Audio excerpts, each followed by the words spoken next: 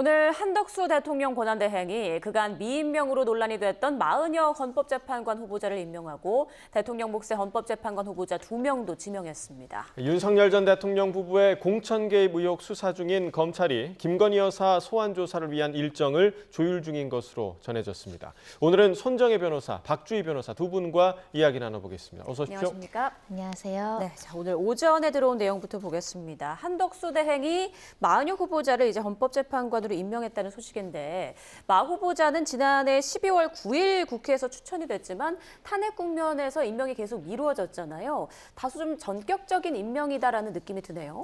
전격적이라고 하기보다는 조금 더 지연된 임명이 아닐까 합니다. 왜냐하면 마은혁 재판관을 임명하지 않은 행위를 둘러싸고 헌법재판소의 탄핵 소추와 탄핵 결정에 이를 때까지 이 임명하지 않은 행위가 위법하다, 헌법상의 자기 의무를 위반한 위헌적인 조치다라는 것이 이미 판단에 이른 만큼 조속하게 임명할 필요성이 지대하게 인정되는 상황에서 여러 가지 정치권의 공방 속에서도 더 이상은 미루지 않고 임명하는 것이 타당하다라고 생각을 해서 이번에 이제 임명하도록 조치가 이루어지지 않았을까라는 생각하고요.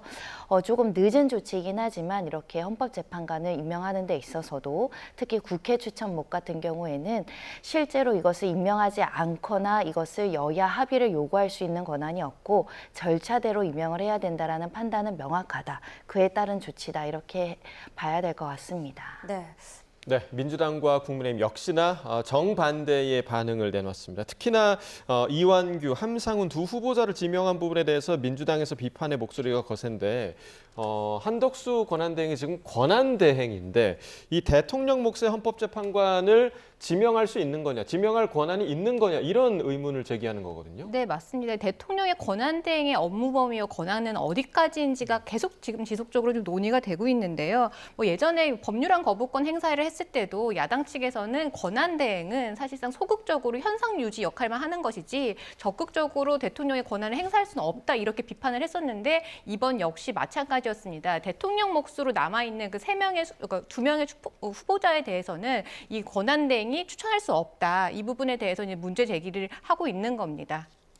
자, 법률적으로 좀 정리된 내용이 있습니까? 어떻습니까? 그러니까 헌법상으로는 형식적으로 해석하면 권한대행이 권한을 행사하는 거에 범위에 대한 한계가 규정되어 있지 않기 때문에 가능하다라는 결론은 도출되지만 실질적으로 정치적, 사회적인 정당성이 권한대행과 대통령은 지대한 차이가 있기 때문에 많은 헌법책들 같은 경우에는 이렇게 새로운 중요 인사에 대한 인사권을 임명하는 것은 대통령의 고유 권한이기 때문에 소극적, 제한적으로 정말 긴급한 필요가 아니면 상당 부분 제한적으로만 행사해야 된다. 이런 논란이 제기될 수밖에 없는 것이고요. 또 이런 논란 이외에도 한덕수 총리가 그 전에 헌법재판관을 임명한 과정 중에서 이 대통령이 권한이니까 좀 더 신중하게 해야 되고 여야가 합의해야 된다라고 최초에 이야기를 하면서 그 임명 절차를 지연시켜 왔는데 이제는 굉장히 적극적으로 새로운 사람들에 대해서 임명 권한을 행사하는 모습이 본인이 종전에 행했던 행위와 굉장히 모순적인 반대되는 행보를 통해서 이것이 헌법 질서의 수호 차원에서는 구인 체제를 완성하는 것이 굉장히 부합하고 헌법의 기능에 충실하긴 하지만 너무 반대되는 행보를 통해서 오히려 이 헌법재판관을 임명하는 데 있어서 정치적인 이해관계를 너무 고려한 거 아니냐라는 민주당의 비판이 따를 수밖에 없는 상황이고요. 특히 이번에 한덕수 총리의 탄핵 심판 결정문에 이 헌법재판관들이 무엇을 중시했냐면 대통령은 직접적인 민주적 정당성이 있기 때문에 그 부분에 대한 국민의 신임이 높지만 국무총리의 어떤 신분은 간접적인 민주적 정당성만 있다라고 명확하게 판시했거든요.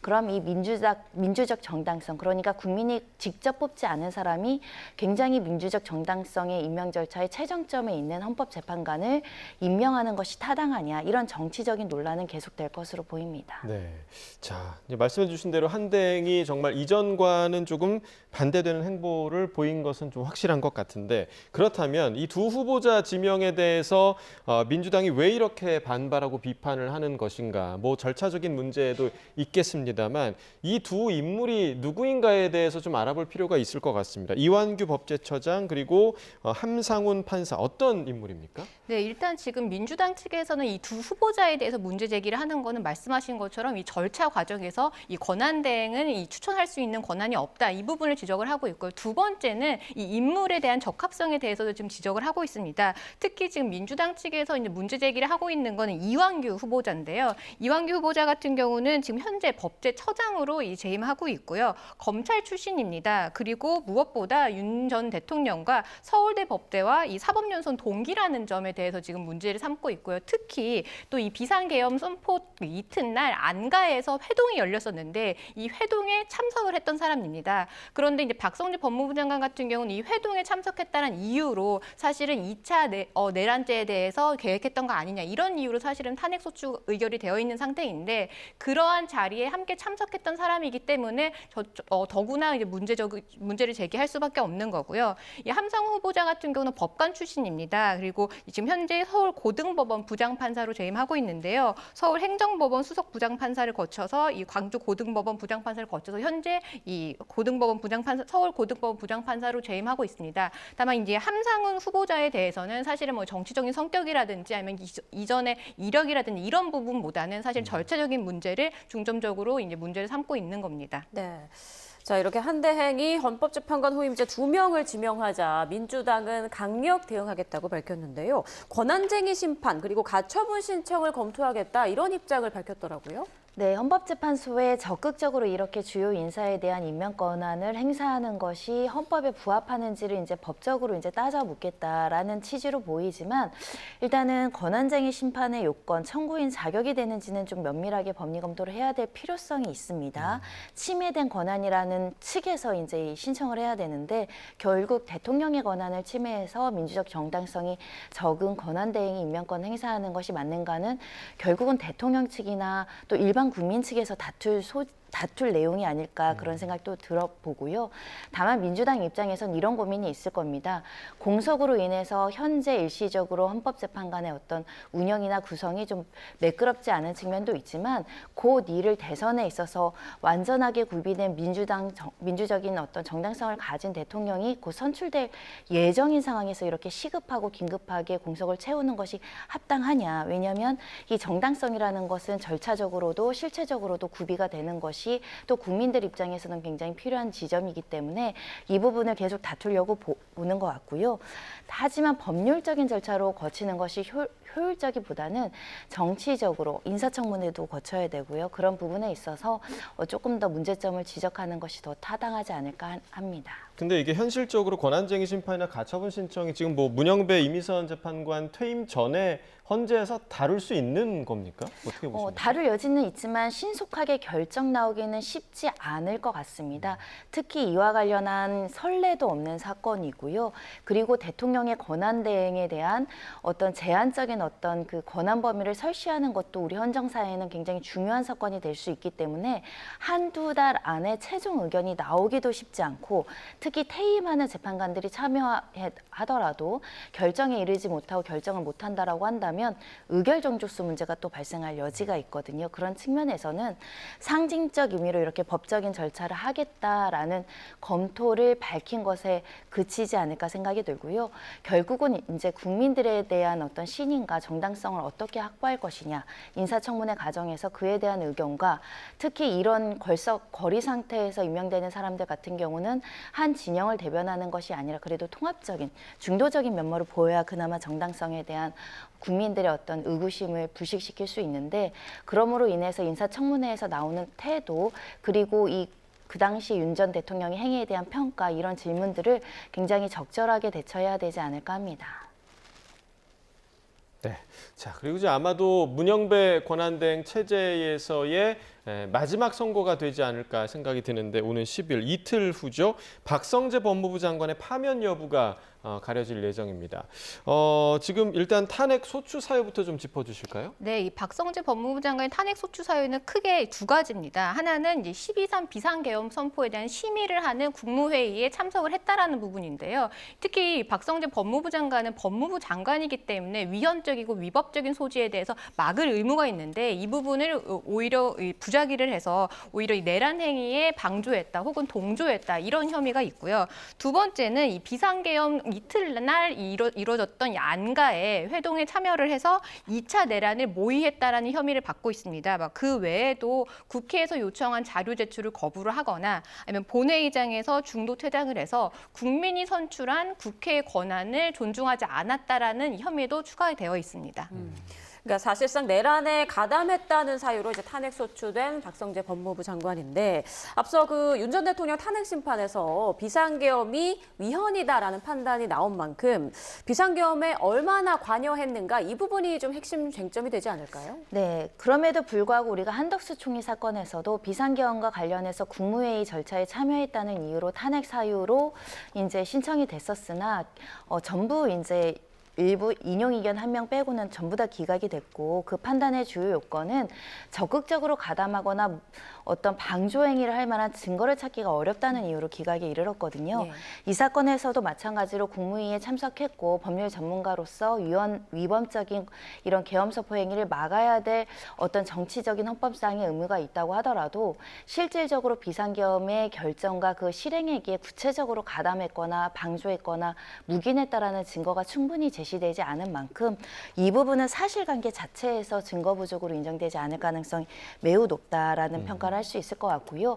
이미 관련된 한덕수 총리 사건의 결론이 그대로 인용될 가능성이 있어 보이는 사건입니다. 예. 자, 같은 날에 이제 헌재가 한덕수 권한대행 탄핵 정족수와 관련해서 국민의힘 의원들이 이제 국회의장을 상대로 제기한 것이죠. 권한쟁의 심판의 선고도 진행할 예정인데 이 부분에 대해서는 헌재가 이미 좀 결론을 내린 적이 있잖아요. 네, 그래서 이 부분 같은 경우는 사실 비교적 명료하게 결론이 낼 것 예. 같은데요. 사실 뭐 쟁점이 되는 부분은 이겁니다. 이 권한대행에 대해서 탄핵소추 의결을 할 때 과연 법에서 요구하는 대통령에 대한 탄핵소추 의결 정족수를 요구를 할 것이냐 아니면 본래 신분에 따른 이 의결 정족수를 요구할 것이냐 이 부분입니다. 왜냐하면 헌법에 따르면 대통령을 탄핵소추 의결을 하기 위해서는 국회의원 제적의 3분의 2 이상의 찬성이 예. 있어야 되고 그 외에 공직자인 경우에는 과반수의 찬성만 있어도 되는 건데 과연 그러면 한덕수 권한대행을 이 탄핵소추 의결을 할 때 사실은 이 부분에 대해서 문제가 있었지만 헌재에서는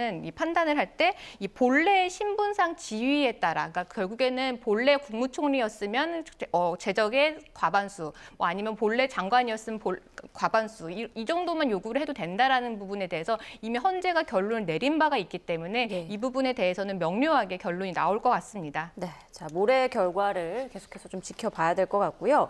다음 이슈로 넘어가겠습니다. 윤석열 전 대통령 부부의 공천 개입 의혹을 수사하고 있는 검찰 김건희 여사에 대한 직접 조사 방침을 정하고 지난 2월부터 일정을 조율하고 있는 것으로 이제 확인이 됐는데요. 다소 좀 뒤늦게 알려진 느낌이 있네요. 그렇습니다. 좀 뒤늦게 나왔을 뿐만 아니라 사실은 이미 김건희 여사에 대한 조사 과정에서는 검찰이 좀 부실하게 수사를 하고 절차 과정에서도 평등권을 위반해서 지나치게 특혜로 조사한 거 아니냐라는 공방이 제기될 만큼 국민들을 향해서 좀 더 적극적인 수사 의지를 보여주는 것이 굉장히 필요한 사건임에도 불구하고 현재 시점 더군다나 사건 발생일로부터 많은 시간이 경과한 이 시점에서 조사를 한다는 부분에 대한 어떤 국민적인 우려는 분명히 존재하는 상황이고요. 다만 우리가 이창수 지검장 사건에서도 제3의 장소에서 수사를 하는 특혜를 준다던가 이렇게 소환 조사를 하지 않고 서면 조사를 하는 것이 특혜 아니냐, 위법 아니냐 이런 부분에 대한 쟁점과 관련해서 헌재에서는 대통령의 배우자라는 신분의 경우 등을 고려했을 때 이 정도 수사기관이 재량 범위 내에서 제3의 장소에서 조사를 한다거나 이런 조사 일정을 잡는 것이 지나치게 위헌적이거나 위법하다 이런 평가는 하진 않았습니다.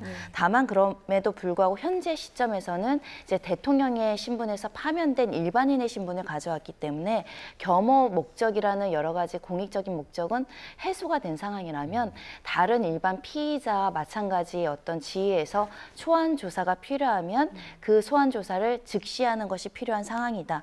그리고 공정하게 수사를 하는 것을 보여줄 필요성이 있다는 측면에서는요. 적극적으로 지금 공직선거법이나 정치자금법 위반 수사에 대해서 소환 조사나 또는 기존에 하지 못했던 압수수색 절차나 이런 것들을 진행할 필요성이 있어 보입니다. 네, 자 그럼 김건희 여사에 대한 조사가 어떻게 이루어질 것이냐, 과거 영부인 신분인 시절의 사례를 좀 되돌아보겠습니다. 지난해 이제 김건희 여사 소환 조사를 놓고 검찰의 내부 갈등이 불거지기도 했는데요. 네, 당시 중앙지검 수사팀이 김 여사를 검찰청사가 아닌 곳에서 비공개로 조사해 이 검찰총장이 대국민 사과를 하기도 했습니다. 당시 발언을 들어보겠습니다. 법 앞에 예외도 특혜도 성역도 없다고 말씀드렸습니다. 그러나 대통령 부인 조사 과정에서 이러한 원칙이 지켜지지 않았고 국민들께 깊이 사과드립니다. 네, 김건희 여사 조사는 검찰총장에게 사전 보고하지 않아 총장 패싱 비판을 받았는데요. 이원석 당시 총장은 이 같은 결정을 한 이창수 서울중앙지검장을 질책하며 대검찰청의 진상 파악을 지시하기도 했습니다. 자, 그럼 과거엔 어땠을까요? 역대 대통령 부인 가운데 처음으로 검찰 조사를 받은 사람은 전두환 씨의 부인 이순자 씨인데요. 전두환 비자금 206억 원 가운데 일부가 처가로 흘러갔다는 의혹이 제기돼 지난 2004년 검찰에서 참고인 신분으로 소환 조사를 받았습니다.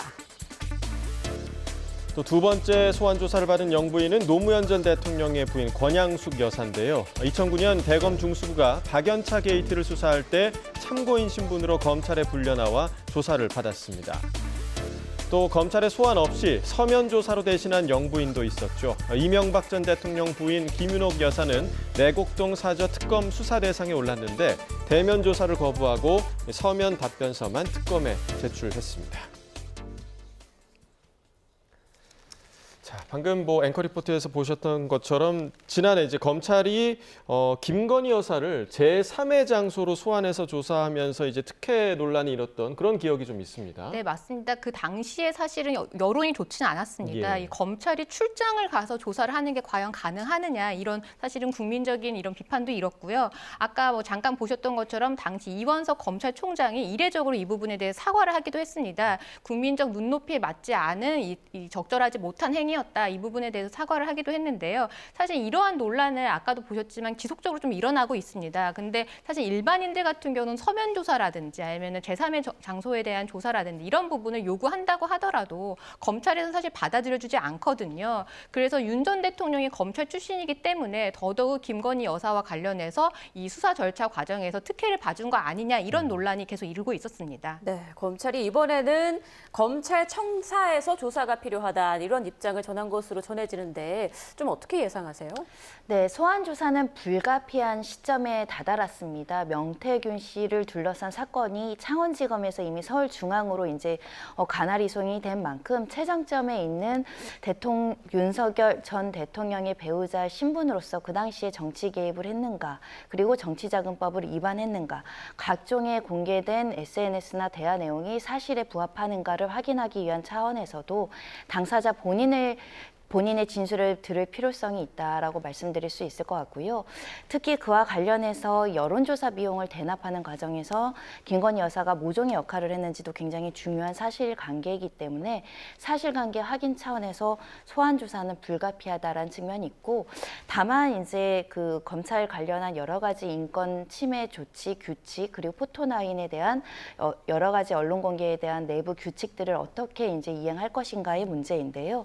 관련해서 우리가 과거에 많은 정치적인 사건에서 너무 망신주기식 수사를 하거나 이런 부분들을 지양해야 된다는 목소리가 있었기 때문에 소환 조사를 한다고 하더라도 포토 라인에 세운다거나 아주 지나치게 조금 내부적인 수사의 기밀이 공개되는 방식보다는 원리 원칙을 지키는 한도 내에서 소환 조사가 이루어지지 않을까 합니다. 네, 만약에 이제 김건희 여사를 소환을 하고 또 조사가 이루어지게 된다면 이 명태균 씨 의혹에 대한 수사, 과연 윤 전 대통령에게까지 이어질 수 있을 것인가, 이 부분도 좀 관심이 가는데요. 네, 맞습니다. 사실 명태균 게이트의 핵심은 사실은 김건희 여사와 윤 전 대통령의 관여 부분이거든요. 이 여론조사를 부분에 대해서 이 특혜를 받고 대신에 이 부분에 대해서 김영선 전 의원에 대한 공천에 개입을 했다라는 게 사실은 핵심인데, 문제는 이 명태균 씨와 윤 전 대통령에 대한 통화, 그리고 김건희 여사와의 통화가 모두 이미 언론에 공개가 된 바가 있습니다. 근데 통화 내용을 보면 이 공천에 개입했다라고 볼 만한 여지가 있는 부분이 분명히 있습니다. 그렇기 때문에 수사가 반드시 진행될 것으로 보이는데요. 사실 이전까지는 수사가 적극적으로 진행되지 못한 부분은 윤 전 대통령이 현직 대통령이란 신분 때문이었습니다. 이 내란죄와 외환죄를 제외하고서는 이 형사 불소추 특권이 있기 때문에 수사를 한다라고 하더라도 기소가 될 수가 없어서 이 부분이 적극적으로 수사가 되지 못했는데 이제는 사실은 불소추 특권이 없어진 상황이기 때문에 이 명태균 게이트의 핵심 이 부분에 대해서 윤 전 대통령에 대한 수사도 계속 이어질 것으로 보입니다. 네. 자, 그리고 윤석열 전 대통령에 대한 아주 강력한 지지를 보였던 전광훈 목사. 경찰이 전 목사에 대한 내란 선동 혐의 고발과 관련해서 고발인과 참고인 조사를 모두 마쳤다 이렇게 밝혔는데요. 지금까지 11차례 고발을 당했다고요? 그렇습니다. 고발장만 11건 접수됐고 참고인 12명에 대한 조사도 마무리되어 있었다라고 합니다. 이 전광훈 목사가 강장에 나와서 여러 가지 발언을 했을 뿐만 아니라 또 최측근들을 향해서 여러 가지 발언을 한 것이 혹여라도 서부지방 난동 사건의 교사나 선동행위가 되지 않는가 이런 법리 검토를 하고 있는 것이고 나아가서는 헌법재판소와 관련해서도 지속적으로 헌법재판소에 대한 공격적 행위를 멈추지 않았습니다. 혹여 그렇기 때문에 헌법재판소 근처에서 이뤄진 다수의 난동이나 폭력 사태의 배후가 전광훈 목사 측에 책임이 있는 게 아니냐라는 여러 가지 고발 내용의 사실관계를 확인하고자 하는 것으로 보이고 특히 지금 서부지방 난동 사건 이미 수십 명의 사람들이 기소가 되어 있는 사건이거든요. 그와 관련해서 핵심 측근들이 어떤 영향력을 가지고 어떤 행위를 하도록 했는가, 단순히 정치적인 선동 구호에 그치는가, 법률적인 책임을 지을 수 있을 정도로 명확하게 교사하거나 또 내란 선동 행위에 국헌 문란의 목적이 있었는가 이런 부분을 종합적으로 판단하기 위해서라도 조사하지 않을까 합니다. 네.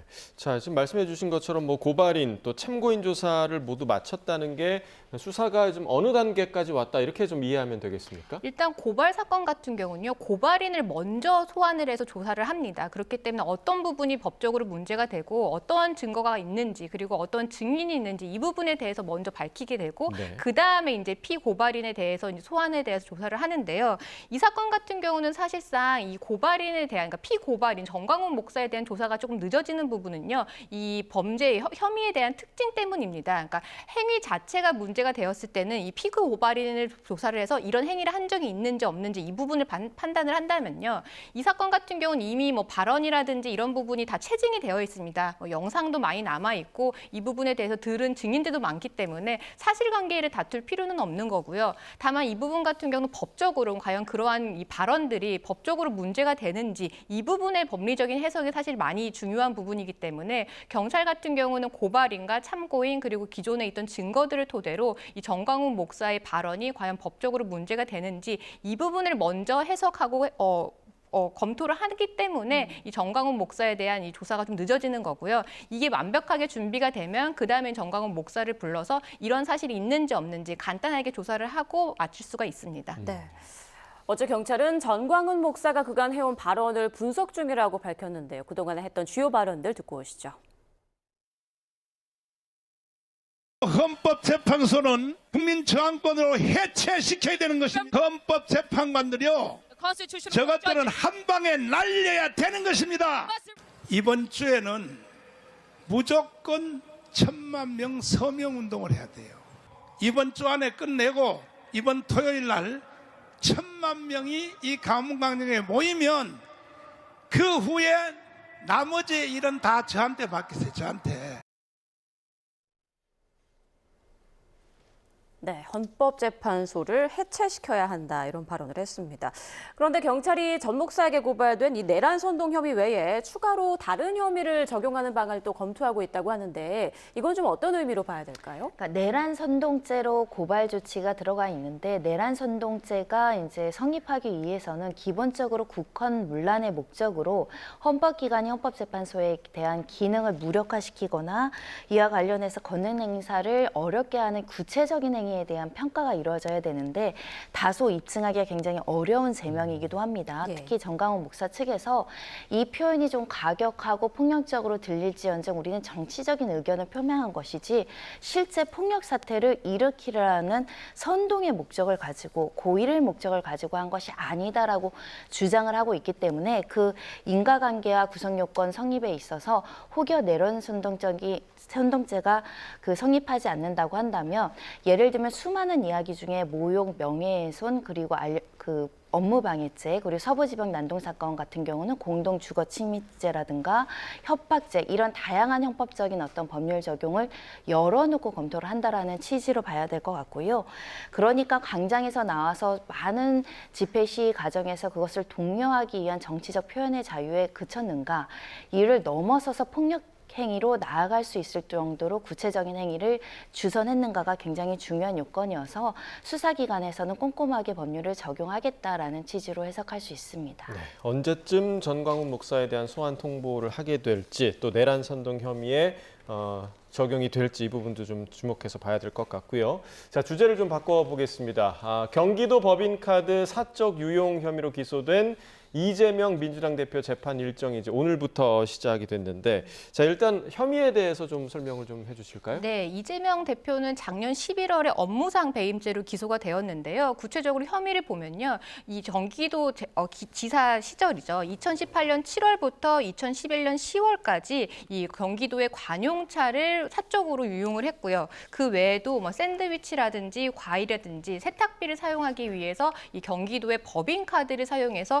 1억 600만 원 정도를 유용했다라는 혐의를 받고 있습니다. 네.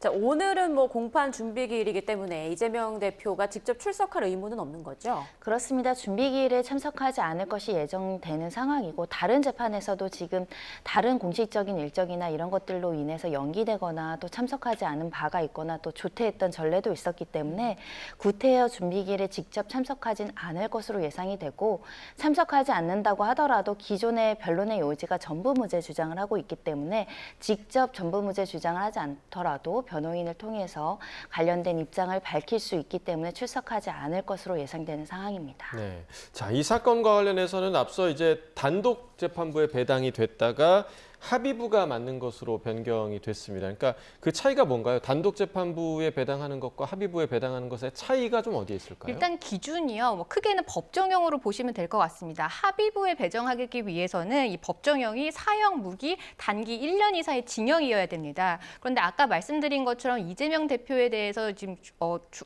제기되고 있는 혐의는 업무상 배임죄거든요. 네. 근데 업무상 배임죄의 법정형은요, 10년 이하의 징역입니다. 다시 말하면은 단기는 1개월부터 선고를 할 수가 있거든요. 예. 그러니까 1개월부터 10년까지 선고할 수가 있는 죄이기 때문에 사실상 이 법정형으로만 따지면 이 단독 관할입니다. 하지만 이 법관 등의 사무 분담 및 사건 배당에 관한 예규에 따르면요, 이 단독 사건이라고 하더라도 이 사실관계나 쟁점이 복잡하거나 아니면은 사회에 미치는 영향이 중대한 사건에 대해서는 재정 합의라고 해서 이 부분에 대해서 합의를 통해서 합의부에다 배당을 될 수가 있는데요. 이재명 대표 사건 같은 경우는 워낙 사회적으로 이목이 집중되어 있는 사건이다 보니까 단독 사건임에도 불구하고 이 부분을 재정 합의로 해서 합의부로 관할로 변경을 한 것 같습니다. 네.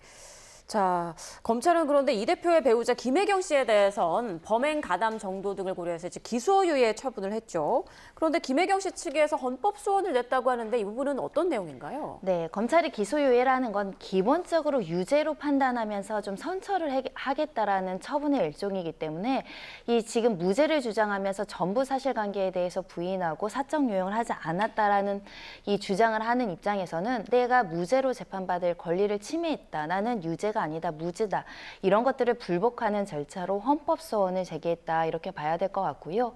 법리적인 실무적인 차원에서도 지금 배우자인 이재명 당대표는 지금 무죄를 주장하고 형사재판에서 앞으로 다퉈야 되는데 배우자 사건이 유죄를 기초로 한 기소유예가 확정이 되면 이게 좀 논리적으로 맞지 않는 결과에 이르기 때문에 우리는 법인카드나 이런 여러 가지 경비를 사적으로 쓴 게 아니고 공적 목적에 부합하게 썼다라는 것을 밝히기 위해서 헌법소원 절차로 지금 다투는 절차 중에 있다라고 생각합니다. 자, 민주당 이재명 대표 지금 여러 가지 사안과 관련해서 재판을 받고 있는 그런 상황인데 오늘 그 대장동 사건 재판에는 출석하기 위해서 모습을 보였는데 기자들이 여러 가지 질문을 했지만 아무런 대답도 하지 않았거든요. 그러니까 대장동 민간업자 재판의 증인으로 5번째 불출석을 했고 법원에서 더는 이재명 대표를 증인으로 소환하지 않겠다 이렇게 또 얘기를 했는데 이 과정이 좀 일반적인 건가요? 어떻게 좀 보십니까? 더 이상 소환하지 않기로 결정한 부분에 대해서는 이재명 대표의 신분을 많이 고려를 한 것 같습니다. 왜냐하면 통상적으로 이 재판장이 증인으로 채택을 해서 증인으로 출석을 하라고 했을 때 정당한 이유 없이 불출석했을 때는 첫 번째는 과태료 처분을 하고요. 그 다음에는 구인장을 발부를 합니다. 지금 이재명 대표에 대해서는 이미 과태료 처분이 2번이나 있었거든요. 그러면 그렇다라고 한다라고 하면 이제는 구인장을 발부를 해야 되는데 구인이라고 하는 거를 좀 쉽게 설명을 드리면 강제로 끌어오는 거거든요. 네. 달리 말하면 체포랑 동일합니다. 그런데 이재명 대표 같은 경우는 현직 국회의원이잖아요. 헌법상 현직 국회의원을 체포하기 위해서는 국회 동의 절차를 거쳐야 되는데 지금 과연 이런 구인을 위해서 국회가 이 안건에 대해서 부의를 하고 과연 의결을 할 것인가 이 부분에 대해서 재판장은 현실적인 가능성이 없다라고 판단을 한 것 같습니다. 그리고 현실적인 가능성이 있다고 하더라도 이번 재판 같은 경우는 지금 2021년 사건인데 그때부터 진행되고 있는 사건인데 이런 의결 절차를 기다리면서 지체되는 게 사실상 너무나 사회적으로 이 부분이 낭비가 되는 부분이다라고 해서 이재명 대표의 현직 국회의원 신분이라는 부분을 고려를 해서 내린 결정 같습니다. 네.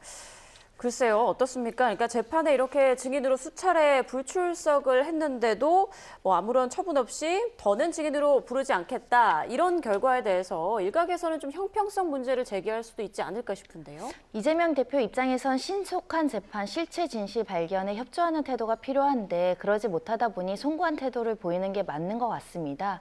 다만 이제 지금 아무런 제재는 아니고 과태료 처분에 대한 이의 신청이 안 받아들여지고 가처분 결정이 적법하다 하면 과태료 제재는 이루어질 수 있는 것이고 예. 과태료 제재가 이루어진 이후에는 그 후속적인 절차도 진행할 여지는 아직까지 남아 있는데 이 담당 재판부가 이렇게 그 감치나 이런 것들 더 이상 소환하지 않기로 결정을 한 근거 중에 하나는 이미 별건으로 다른 재판에서 동일한 사실관계로 재판이 진행되고 있고 이 재판에서 이재명 대표의 입장을 확인할 수 있는 다른 보조적인 절차들이 있기 때문에 이렇게 여러 번 이제 예를 들면 국회의원의 불체포 특권 때문에 감시를 하고자 하면 국회의 동의를 받는 번거로운 절차를 매 증인신문마다 하기보다는 다른 재판에서의 입장을 가지고 재판을 하겠다 이런 취지로 선회할 수 있기 때문에 좀 더 지켜봐야 될 것 같고 가능한 한 일정이 허락하는 한 재판에 협조하는 것이 또 이재명 당대표가 필요한 태도가 아닐까 하는 생각도 해봅니다.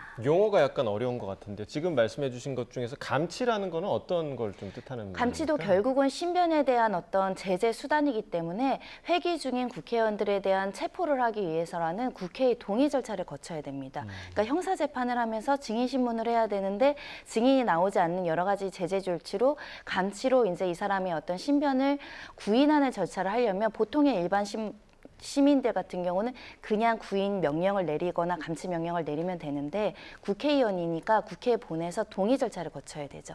상당히 번거롭고 복잡한 절차를 거쳐야 되다 보니 형사재판부 입장에서도 그 절차를 기다리기엔 너무 곤란하다라고 생각하고 증인 소환에 대해서 재차의 어떤 소환 일정은 중단한 게 아닐까 생각합니다. 네.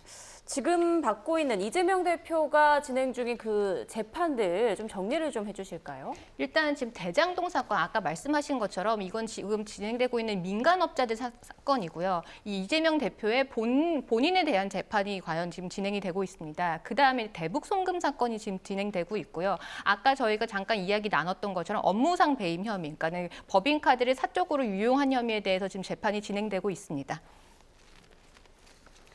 네, 알겠습니다. 지금까지 손정혜 변호사, 박주희 변호사 두 분과 함께 주요 이슈들 짚어봤습니다. 고맙습니다.